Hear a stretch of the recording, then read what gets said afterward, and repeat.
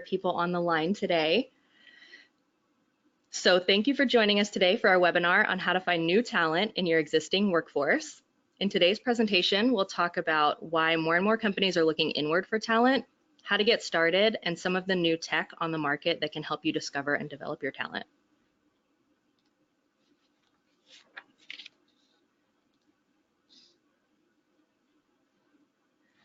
Again, I'd like to say thank you for being here. I know you all could be doing a million other things right now and you're here with us, so I really appreciate it. My name is Brianna Harper and I'm your webinar host. I'm also your reference for any questions you have about today's topic. I'll be taking questions throughout the presentation, so feel free to chat in whenever something comes to mind. You'll also see a follow-up email from me after the presentation with today's slide deck and a link to the recording. If you'd like to get in touch after the presentation, please reach out. You can email me at bharper@outmatch.com or find me on social at OutmatchHCM. But the real star of the show today is Kellyanne McGrath. You heard her voice earlier in our Thanksgiving trivia game. She is the VP of Enterprise Client Success here at Outmatch, and if you are an Outmatch customer, you probably know how fabulous she is. She works with companies like American Airlines, Scotiabank, CarMax, and many more, essentially as an extension of their internal talent teams. She ensures that our assessment and video interviewing technology are as effective as possible in supporting specific initiatives as well as the overarching strategy of the business. Before Kellyanne came to Outmatch, she worked in staffing, recruiting, and talent acquisition, so she has firsthand experience in many of the challenges facing talent leaders today. Hi, Kellyanne. Anything you'd like to add before we get going? No, but thank you for calling me a star. I hope I can live up to everyone's expectations. I'm really excited to be a part of the call today, and the topic we're going to discuss is certainly near and dear to my heart. So looking forward to have a healthy conversation and talk about some insightful information that hopefully can help educate those of you on the call today. Yeah, absolutely. So before we dive into today's topic, I'd like to give you a sneak peek at some other topics we're going to cover in our Future of Work webinar series. Next month, we'll have an expert panel talking about the top 3 workforce trends and disruptors to plan for as we move into 2020. Then in January, we'll look at new ways to measure post-hire success. And finally, in February, we have a special Valentine's edition on how to give candidates more love in the hiring process. You can find all of our upcoming webinars at outmatch.com/webinars. You can also watch any of our past webinars anytime on demand on our YouTube channel. Each presentation, as well as today's presentation, is valid for 1 professional development credit for the SHRM CP or SHRM SCP. I'll chat in that activity code at the end of the webinar. As a thank you for attending today, you'll get a free copy of How to Unlock Learning Agility to Boost Leadership Performance. With the rapid pace of change we're seeing in the workforce today, learning agility is an asset that you want to be able to identify and develop across your entire organization. And this guide will show you how. Look for an email from me after the presentation.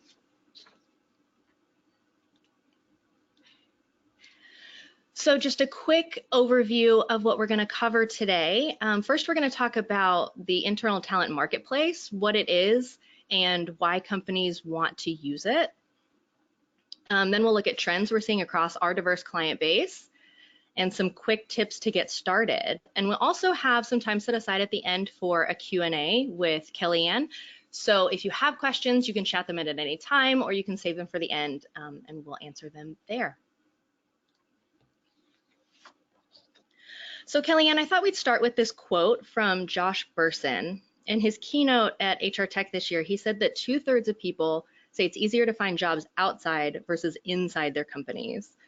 So that means even for companies that have great development programs and learning content, something is still missing. I think what Bersin is calling out here is really the issue of finding jobs, because the open recs are there, the qualified employees are there, but companies are struggling to bring them together. Employees don't seem to know what's available to them, and employers don't know what talent they have or how to use that talent, how that talent might be retooled or exported to other parts of the business. I think this is why the idea of an internal talent marketplace has gotten so much attention recently. Yeah, I would agree too. I find this extremely interesting, and a lot of our clients continue to scratch their heads at this as well. And it's part of the challenge that is firsthand.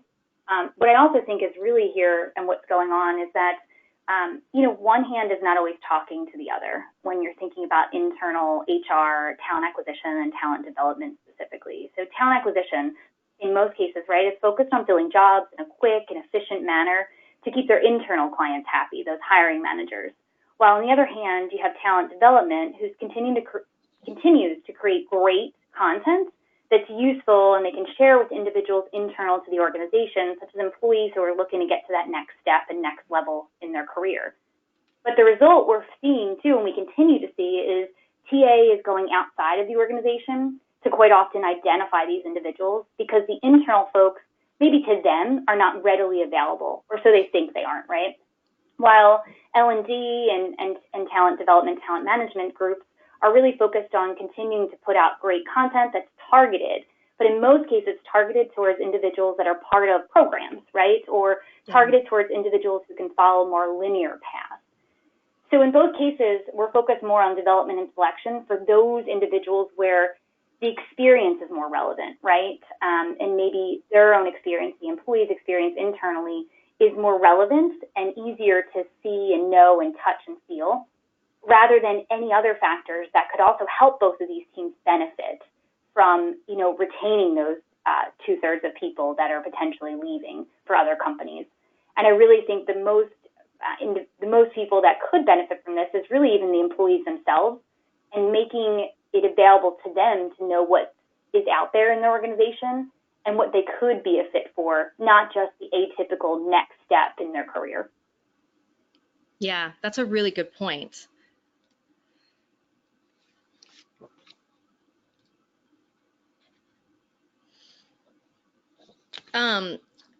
So this is a quote from John Donovan, who's the CEO of AT&T Communications, which is the telecommunications and video services arm of the business. AT&T is not a partner of ours, and they're certainly not the only company thinking this way, but I thought that this quote was so perfect because it's exactly what we're talking about today. John Donovan said, "We're shifting to employees because we're starting to see talent inside. By doing this, AT&T is able to arm existing employees with the technical skills that the company needs rather than rely so heavily on outside contractors." This is a smart strategy because when the pace of technological change is outrunning the skills of workers, companies don't have time to continually swap out their labor force for new skilled workers. And plus, longtime employees have a leg up over new hires because they've already learned the structure and the culture of the organization. Not only that, they're part of the company, they're members of the community where the company does business. So Kellyanne, are you seeing this type of mindset across some of your clients as well? Oh, we certainly are. And for those of you on the call, I'm sure you see this quote too, and you're like, well, duh, right? Yeah. Especially those who live on the development side of the house, right? Because to you, you've probably kept this top of mind as you're creating content, as you're developing programs, as you're looking at succession planning, right? Because this is really an age-old idea. However, it's getting even more press and attention these days across companies large and small for a lot of reasons. And I believe a lot of those reasons has to do with the current marketplace, right? The current challenges that we're all experiencing that, yes, we've experienced those challenges in the past, like a tight labor market, low engagement for some specific roles across our organization, and then some shifting roles and responsibilities due to technological advances or new innovation. But it really is becoming even more critical, I believe, for organizations large and small like ourselves to really keep this even more top of mind and to start thinking about building our talent strategy to support that.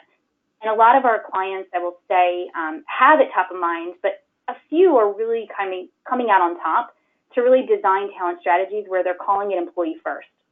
And what they're doing is really kind of having to focus on some of the age-old habits that we all have had top of mind and have almost used as a crutch, right, to help undo those habits, to make this more of a, company-wide initiative and everyone to support.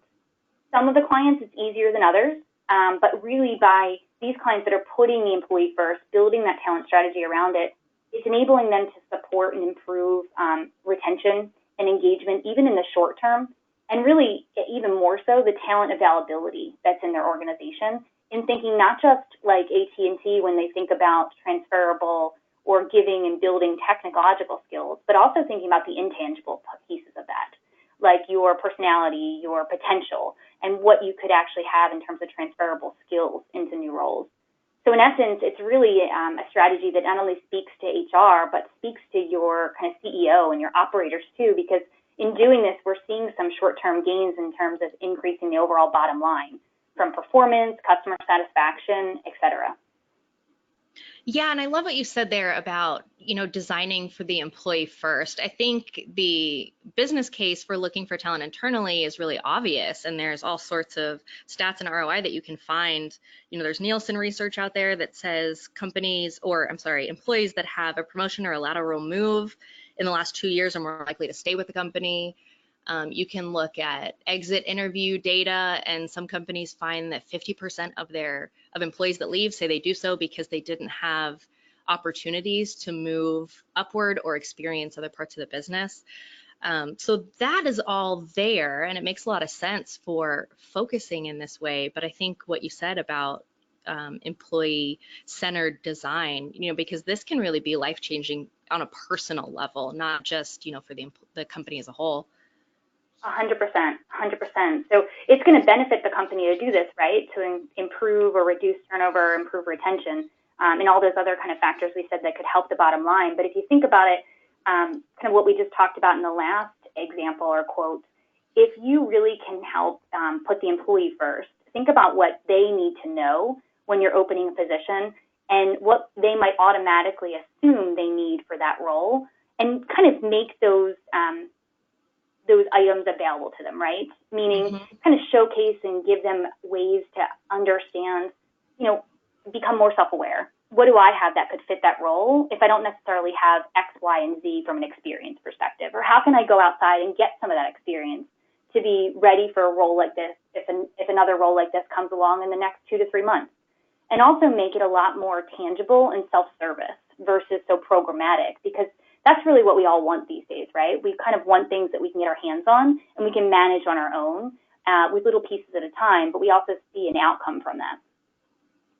Yeah, I mean, that's exactly how we live our lives. It's, very on demand and at the point of need. And so it makes sense to start viewing talent management that way as well. So if this is such a win-win for the employee and for the company, it sounds like a slam dunk, but why aren't companies doing this already? And I think it's because, a marketplace is very much a gig concept, and many organizations just aren't agile enough to make it work yet. This is the reason only about 1/3 of companies have internal mobility program in place today. So the challenge is not so much getting people to agree that hiring internally is a good idea. It's just that our businesses simply weren't built to support this kind of thinking. And our legacy systems and structures are just getting in the way. So Kellyanne, do you want to talk through a couple of these? I mean, some of these points are from the employee's point of view. Some of them are from a manager's point of view. Do you want to talk through some of these for us? For sure, for sure. I really like a lot of these, right? But I like the first one too, because I think this comes into play with not only from the organization standpoint and hiring managers, but also from the employee too. So if you think about it, in essence, there's a stigma about taking someone from another team is considered poaching, right? So hiring managers right now, in some cases, could fear that they'll upset the apple cart, and their peers will suffer if they recommend a cross-functional move. Like if a hiring manager notices in one department that they could have the potential to be a good fit for an opening that's in the other department, they might kind of hesitate to kind of reach out to the individual, talk to them, or kind of share with them some details of the role. I mean, I've even seen this evident in our own organization. I chuckle and I say this out loud because we had an opening not too long ago for a cross-functional role open in my department. And I saw some folks in another department that could have been a fit. And I hesitated just again because of the stigma, not because it's outmatched, but because of the stigma of, is it okay? Because what could happen is, and this is going through my mind as a hiring manager, if I go and tap this person on the shoulder, start to talk about them, that might actually hinder the department's performance of one of my peers, right? So I think some of this is just ingrained in us in terms of what we're used to, and some of it is kind of our own doing, right, of overthinking certain situations. But it certainly becomes evident when you're trying to have this play out and you're trying to be an ambassador for change. I'd also say what I think in this list too, outside of just taking someone from another team, is poaching. I think also kind of this idea of cross-functional work as a side job and not rewarded like a real job. So if you think about it, I'm sure a lot of the folks on the call right now, you might give stretch assignments or certain tasks or even created some small committees when you have a small and mid-sized project.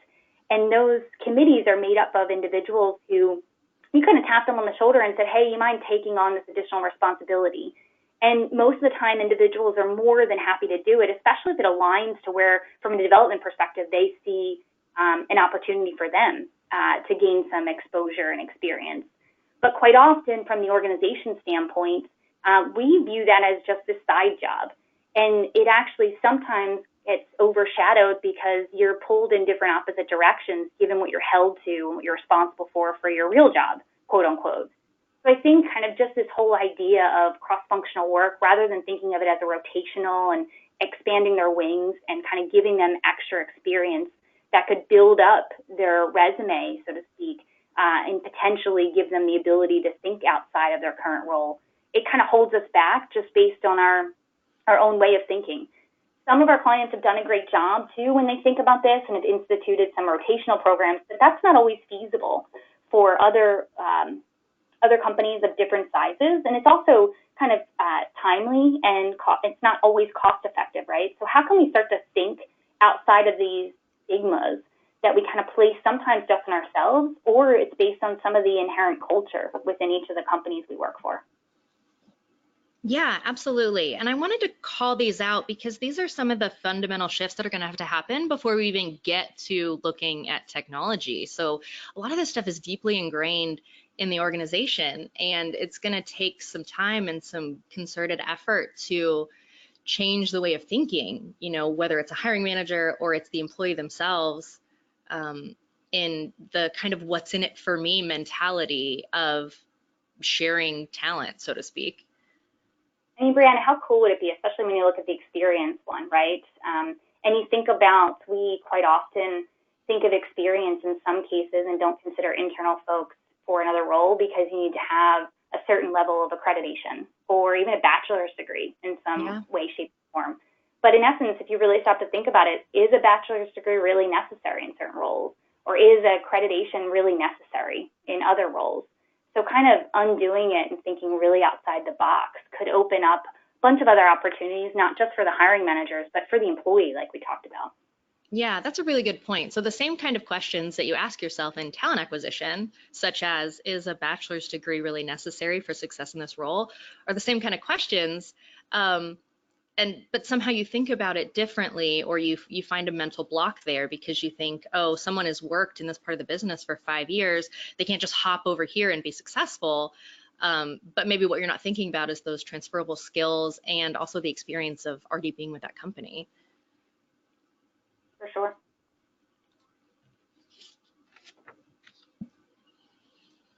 Okay, so we talked about, some of the mindset shift that's going to have to happen, and then we also need to build some new capabilities if we're going to really launch a talent marketplace. A marketplace, like any piece of technology, is only as good as the data that goes into it. So you can have a great platform where employees can find available projects and jobs inside your company, and teams can find the talent they need quickly because they're not having to recruit externally. And having a place where these connections can happen is vital, but it's just the framework. So the quality of those connections that happen inside your marketplace will depend on your ability to catalog employee skills, interests, and experiences, and then your ability to match those skills, interests, and experiences with the right opportunities. So you can bet there's going to need to be some AI and matchmaking algorithms under the hood. So it's kind of like a dating app, wouldn't you say, Kellyanne? 100%. And I'm chuckling because I love that analogy. Because if you think about these three key areas that we have up on the screen, discovery, matchmaking, and marketplace, it really has to do with not only kind of what is out there and who could be the right fit from an employer standpoint, but also from the employee standpoint, am I the right fit, right? So having it kind of balance both ways. So if you think about your, like a dating app, right, or even back to your own dating experiences in the past, You may have been on Tinder isn't the greatest example, right? But maybe an eHarmony, a Match.com. And you might be sitting on there and you've created your profile. You've listed all of those things that kind of Brianna was just saying in terms of your own personal skills, interests, experience, what you're looking for in a mate in this case, right? And then you're matched with an individual who on their side has similar, right, in terms of skills, interests, experience, and kind of what you're looking for. And when you bring those together, it kind of works, but then you obviously have the first date, which is just like your first interview, right? So you're hoping that that algorithm got you to a certain point that now it's up to you for the intangibles. And I think of a marketplace in that similar capacity, right? The ability to have kind of out there the different roles that are available, and it lists those skills, experiences, and what's necessary for the role, but not just experience, but also the things that are under the hood, right? The intangibles, quote unquote, your personality and your kind of areas of potential, and are you willing to relocate or are you mobile? So you have those pieces from an employer standpoint, and then the employee matchmaking where the employee has listed theirs too, and then we have that algorithm that works to match the two together. And it gets you to the point of talking, right? It gets you to the point of interaction, which I think is really the crux of what's going on right now, of why those 2/3 of people are saying it's easier, because there is no kind of talking. We might have the data on either side, but there's no connector to bring the two together. Yep, absolutely.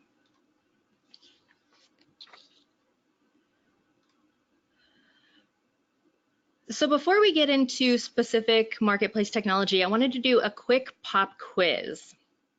So I'm going to launch this poll, and please submit your answers, because I want to know if you know which of these marketplaces came first. And for all of you on the phone, I got this wrong, so good luck to you all.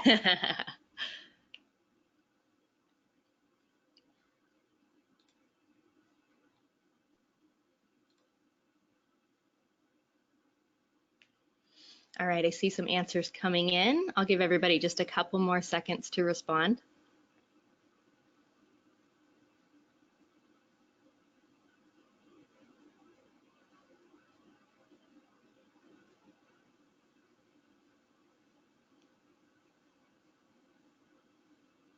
Okay, looks like most everyone got their votes in. I'll go ahead and close the poll and then share the responses.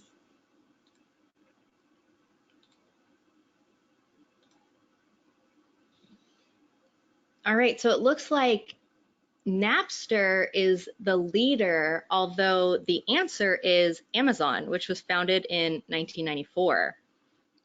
So Kellyanne, what was your answer here? What did you think the first marketplace was? Yep, I agreed with the masses. I was in the Napster camp too, which is showing my age, of course, but.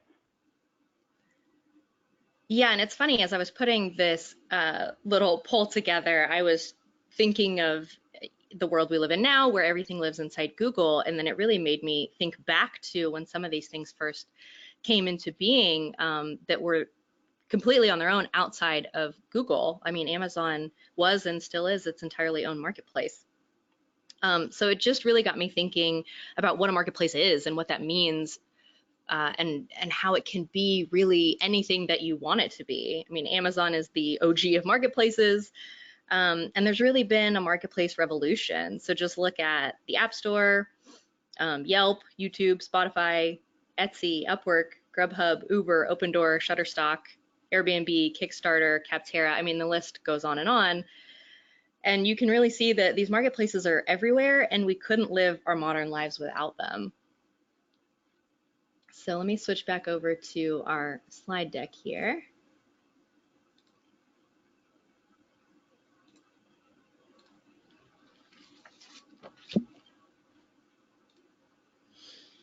All right, so it makes a lot of sense as we're talking about how many marketplaces we touch in our lives and that we're seeing in the world. It makes sense that we're seeing new marketplace technology emerge in HR, which is the internal talent marketplace. And you can see it here on the left edge of the Gartner hype cycle. And that means it's in its infancy and has only penetrated about 1% of the market. Because this technology is so new, yet the appetite for it is so high, some companies in high tech and professional services industries have built their own solutions. We can expect to see a ton more innovation from HR tech vendors in the internal talent marketplace over the coming years. And according to Gartner, the success of these platforms will depend on the performance of the matching algorithms. So first, they have to accurately identify and tag competencies and skill sets and knowledge and experiences and other attributes of the employee, and then match that data to a variety of work opportunities within a company. And I think, Kellyanne, this is what you were talking about, this matchmaking process, right? Exactly, exactly. And most of our clients too, I mean, we look across our client base, large and small. I would say when looking at this graphic, kind of fall right there at, so pretty low on this scale, right? But there are some advances that some are making too. So those that are actually putting this in as a priority are doing so more with, I would say, resources already available to them in some cases, right? Or taking, maybe some technology they have and they're using for another use case and starting to leverage that and pilot it in a certain area of the business to kind of get a feel for how can they leverage that type of technology for other use cases. So just dipping their toe in the water. And in some cases, that technology they currently have could be their ATS, right, or their LMS. So it's kind of just different ways to even think about this, that we may be falling lower on the scale, but I think there's ways that you could do some really cool and new and innovative things, knowing that this is on the forefront and could really benefit organizations with things that you might already have at your fingertips, just kind of thinking outside the box for those different use cases for technology and resources that you already have your hands on. Yeah, and it's interesting to look at companies that are already kind of executing on the idea of a talent marketplace without buying something brand new. Or, I mean, as you can see, this HR software category is really new, but that doesn't mean that, companies aren't layering on some of the technology they already have to kind of make this thing work internally, because like we talked about, it's such a strong business case for looking internally for talent. So we have, I'll talk a little bit about this client now and then a little later throughout our presentation too, but there's one client that really comes to mind that I would say is taking exactly that example, like I said, of what they have available to them, and even some technology they brought on for a different use case to leverage it for this internal marketplace. So it's an organization that's kind of pretty well known in the financial industry, and they had capitalized on, actually it's another vendor who they first capitalized on using their technology to really help understanding what defining competencies for roles, and really understanding what competencies individuals in the organization actually possess, right, as a strength, and in some cases as an area of opportunity. And they use that as kind of the baseline of this is going to give them the understanding of roles and competencies and then matching to the individuals. And then we actually came in as a client contact and partner as well to be that next layer of using our software and technology to couple with that to kind of pair the two together to make it even more position and role specific. So really that's just an example of, hey, I had this kind of technology, I was already partnering with a vendor. I also on the other side had this other technology that I was partnering with a vendor, and bring the two together to start to create this kind of employer-employee matchmaking as like a phase one. Yeah, and that's a really good segue. As I was first researching this topic, I thought of the internal talent marketplace as a way to connect employees to available jobs they might otherwise not know about. So say that your employees aren't browsing your career site, they just don't know what jobs are open or what opportunities are available to them. And then a marketplace would be kind of another layer, or would provide some more of that connective tissue to help people understand what's happening in other parts of the business and give everybody a little bit more insight. So Google, for example, uses a marketplace called Project Chameleon to match employees to roles based on preferences, similar to the way American hospitals match graduating doctors to hospitals. And using this system, 90% of Googlers are able to get one of their top 3 choices whenever they move internally. So that's kind of how I was thinking of the internal talent marketplace when we first started researching this topic. NASA is another example. They launched an agency-wide talent marketplace this year that includes permanent, part-time, detail, rotation, and temporary opportunities. Using the marketplace, they're able to match people to these positions based on skills, grade, on-site or remote location, and more. So that's kind of a really good entry point for thinking about a marketplace, but matching people to jobs isn't the only thing that you can do. I also found examples of companies using marketplaces to connect people to projects. So Unilever is an example of a company that's begun to organize work in project-based teams rather than in traditional hierarchies.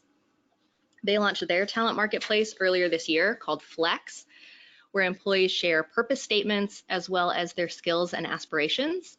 Unilever has 30,000 employees using this system as a way to find the best projects for the skills they have and the experiences that they want.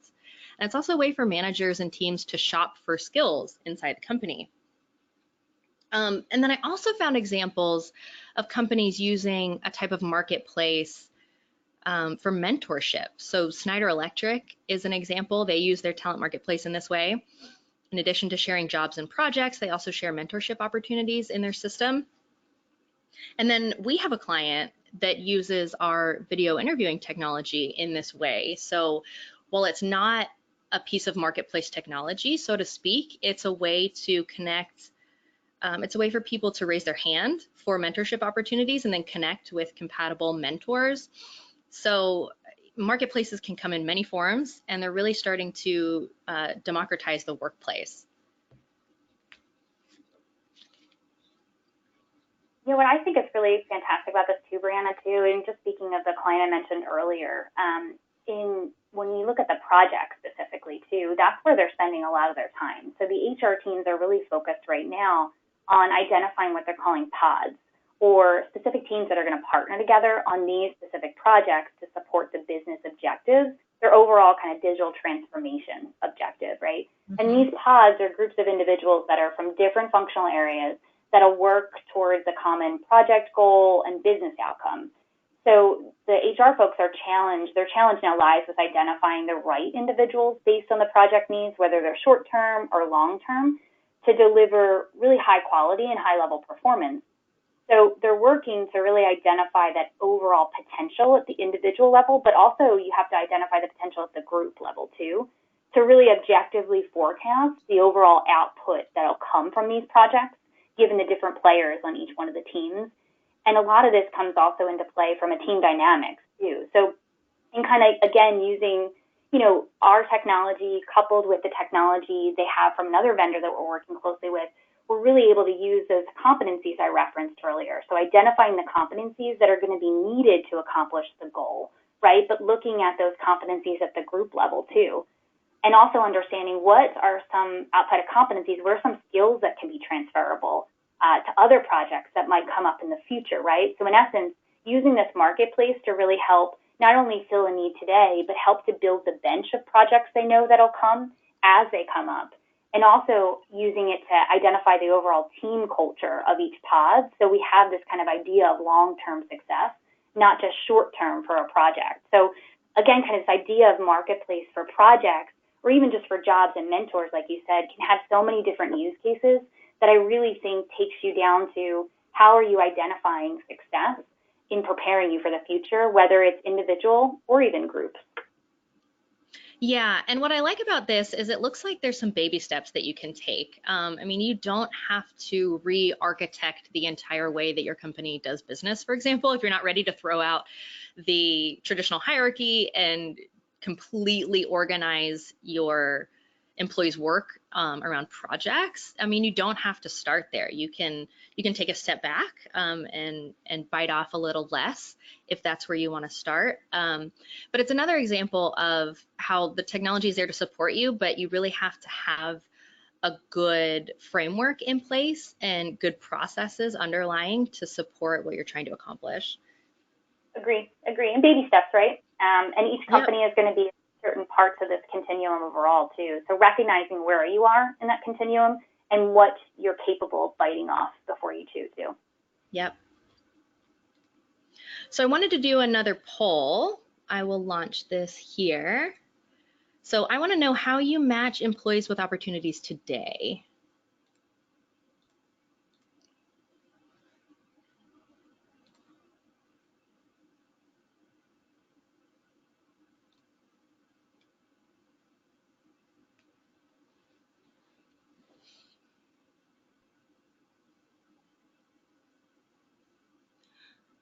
Looks like we're getting answers in. Let's give it a couple more seconds.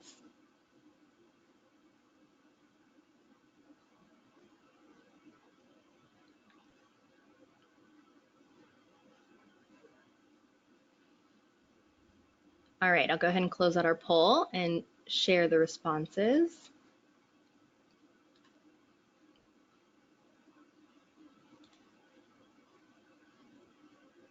Oops, it looks like I flew past the share, but I'll just go ahead and let you know how everybody responded. We had 7% for random chance, 40% manager recommendations, 65% internal job boards, 30% self-reported skills or interests, and 14% assessments. So, Kellyanne, does this reflect what you're seeing in your client base as well? It does. And I always found it interesting. I mean, internal job boards are certainly something that's been out there, right? And that a lot of organizations are using to kind of announce that there's a position open. But also in some cases, while I think that's fantastic, there has to be a way too where we can, again, kind of cut through those age-old legacy pieces we talked about earlier in terms of if you have a posting out there, making sure that employees know that it's there, right? So the communication element, but also kind of allowing employees to know outside of experience what else is included in this role, just so they aren't afraid to raise their hand and really do apply for the role. Yep, that makes a lot of sense.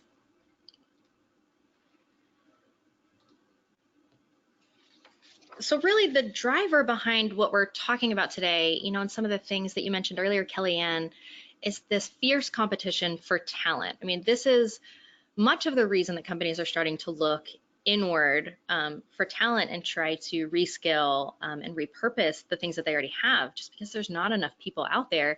And the types of skills that we need for the future are not just readily available for us to go pick out of the candidate pool. So we have to learn how to cultivate some of that internally. So Kellyanne, I wanted to pose this question to you. How can TA and talent management become a united front in the war for talent? Yeah, I love this question. And it kind of goes back to how we started our conversation too, right? In terms of, it sounds easy, but often as organizations evolve over time, talent acquisition becomes very focused on kind of their role and responsibilities. Same with talent management, right? And in some cases, what we've found in talking and partnering with our larger organizations and clients is that they're often sometimes siloed because by default, it makes sense for them to really kind of focus solely on their objectives and continue driving them. And it's just become part of their organization and how it operates. But really, a lot of those organizations, two specifically that come to mind, who over the last year and a half, given kind of this war on talent as top of mind, and even as part of their digital kind of strategies and influencing the digital transformation into their HR strategy, have really started to kind of take some significant changes in this, where in some cases they've actually now have one leader who oversees both functions, right? So kind of centralizing the two functions together so they're kind of beating to the same drum in some cases. And then other organizations too have just decided now, I would say in a smaller initiative, but still easy and tangible, to host more like town halls, right? In terms of TA and TM professionals getting together to kind of talk about, challenges, things going on, what they're working on in more of this conversational setting. Or just kind of as simple in some cases as integrating some of your meetings, right? To kind of just start to, again, forge this kind of open level of communication because quite often, like we're talking about already, the challenges from both sides of the house are very similar when you kind of scrape through or peel back the onion a little bit. So the more we can kind of start with just open communication and dialogue, I think will be really getting us on the right path, and it's probably about 50% of the way there. Yeah, I totally agree. So I have another question for you, Kellyanne. What technology and tools are companies using to discover their talent today? So I'm going to plug Outmatch, of course, right? I will say, especially when we talk about the discovery piece, right? So if we go back to those three pieces when we are talking about, what's key for this marketplace to take place, it does start with discovery, and discovery is essential not just for selecting, but also for developing this talent, right? So when I think about selfishly kind of our own technology and how that has helped some organizations is not just having kind of an assessment out there for selection or assessment out there for development, but also leveraging it more from, again, kind of the employee experience. So leveraging the assessments for a way to have the employee really become much more self-aware into their areas of strength, maybe some areas of opportunities. And what it's also helping them do is really just recognize those hidden strengths, right? And in most cases, our clients are taking this to the next level too, of after the employee has kind of taken the assessment, they're sharing the development report with them with really even more content that helps them understand, okay, now that I know this information, what does that mean for my career? And it links back to kind of some content to really help them learn more about themselves, so more self-discovery, also linking it to their LMS content to really kind of be a closed loop to drive back, again, all that exciting and great content that talent management and learning development have created.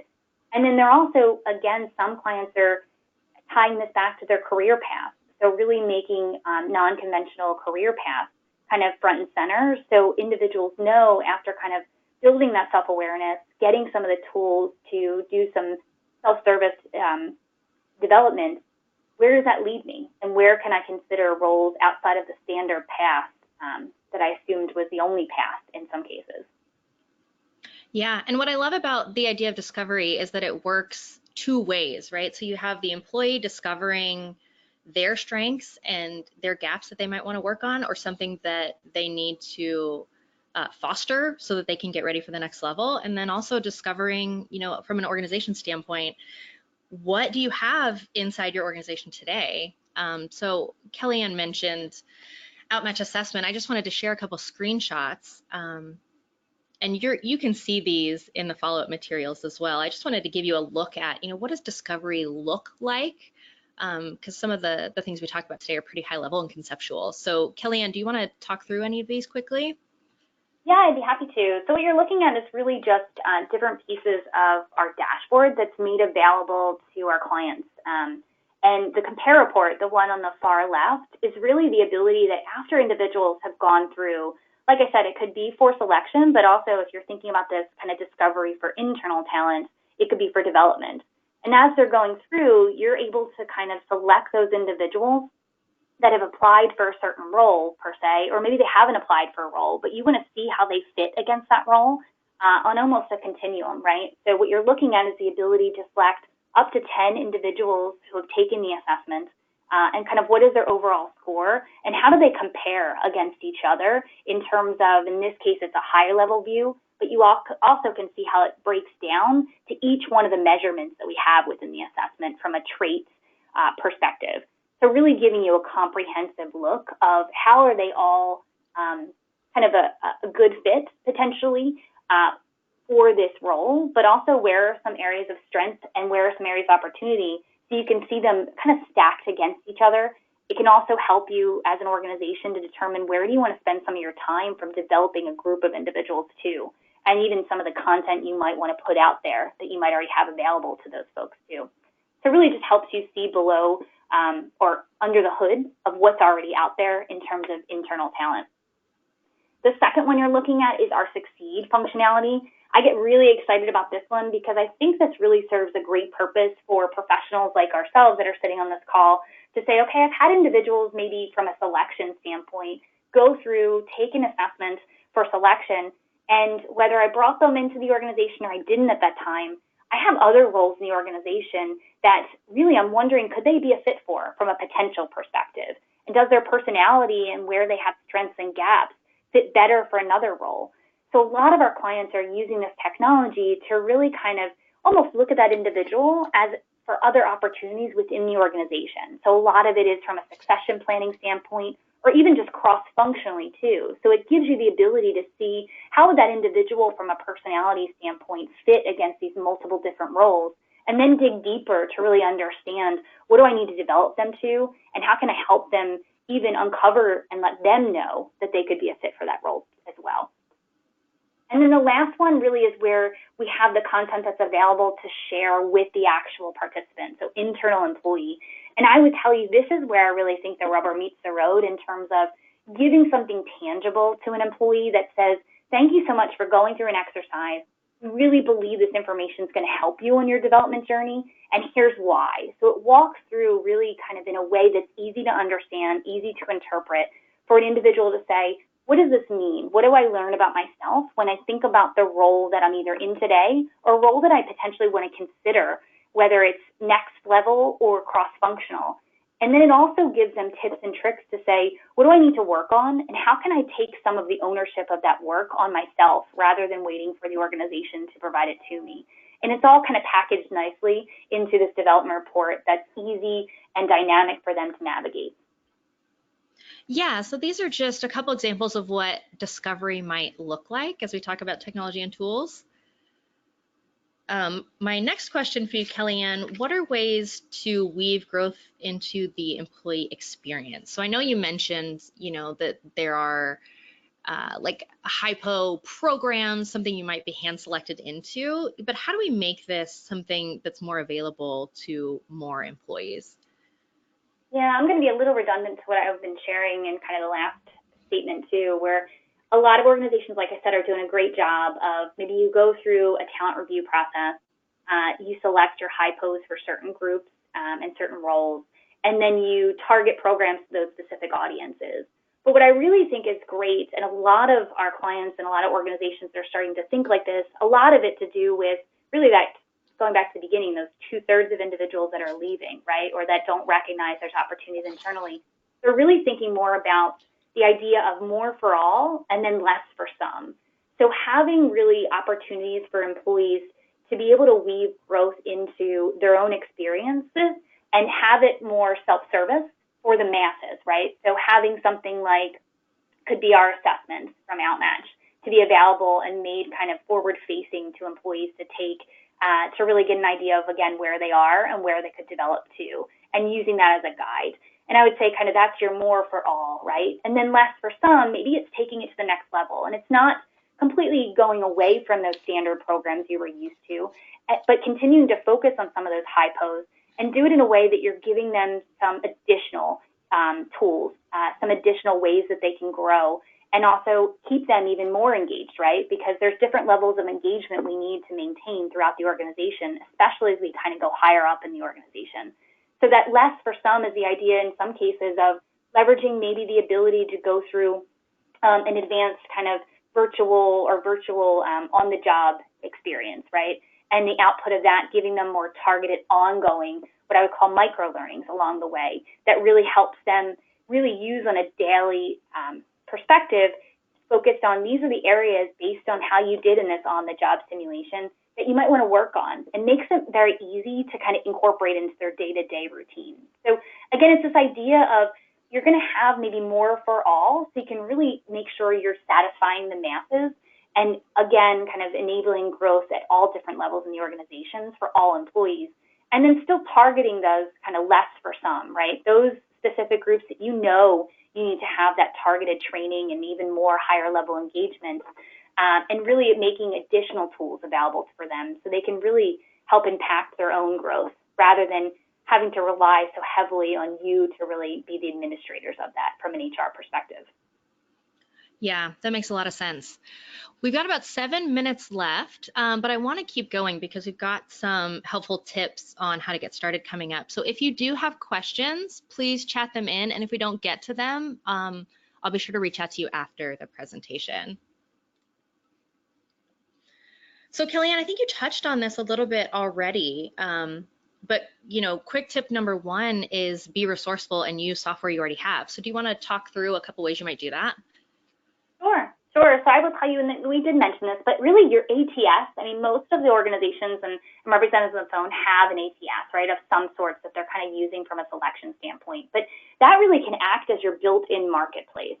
And really the ability that as individuals who have come on board already in certain roles, you can tap into them to kind of review really some of their resume skills and experiences that you have within the ATS, to see if they could be a fit. So just doing a lot of searches on internal employees that applied already as part of the selection process, and their information is kind of there for you.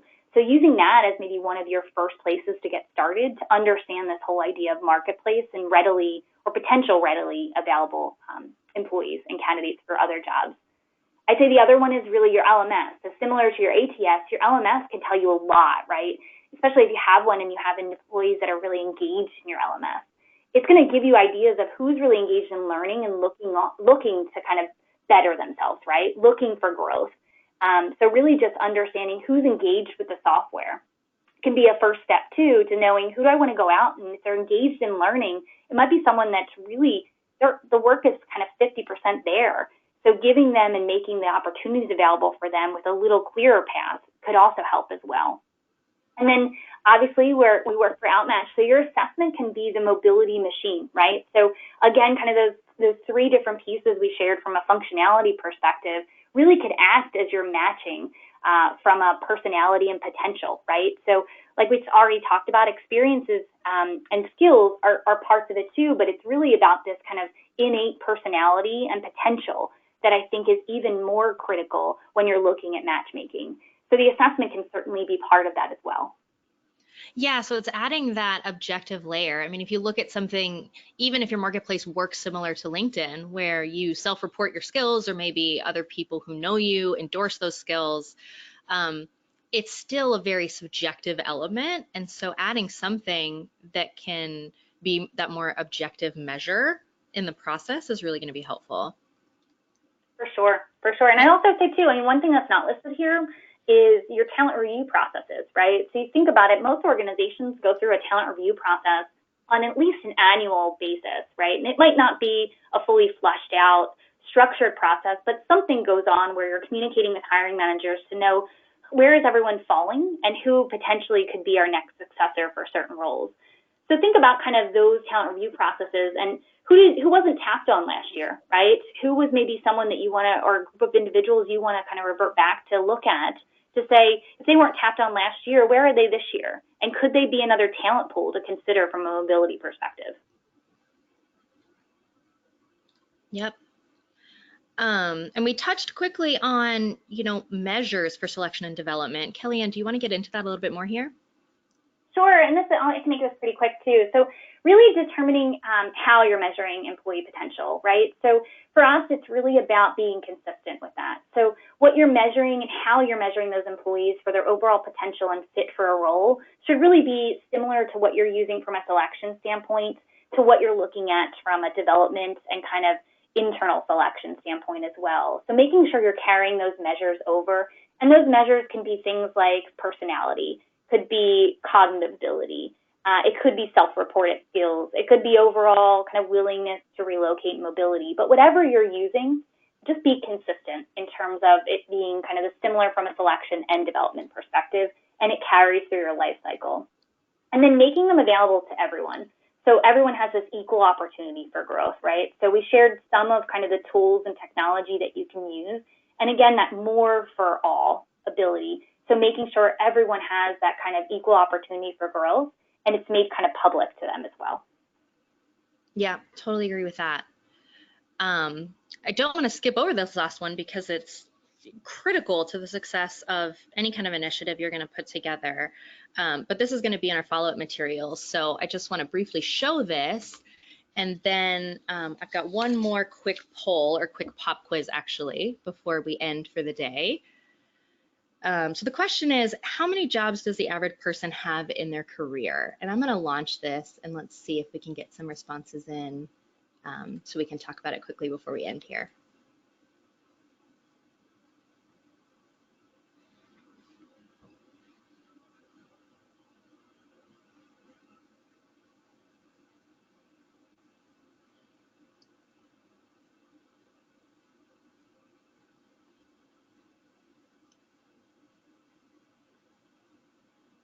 So this is some data that I pulled from the BLS, and it's the average number of jobs that a person has from age 18 to 52.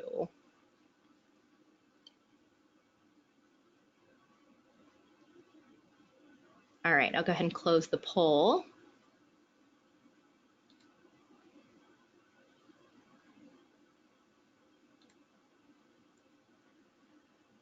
So it looks like the top answer, 40% of you said 10 jobs in a career. The answer is actually 12 jobs in a career. So 26% of you got that one right. So I just thought that was a good way to end our presentation today. You know, the question that I want to leave you with is how can you provide your employees with opportunities to have their 12 different jobs inside your company without leaving your company? And Kellyanne, what would you want to add to that? I would just say I think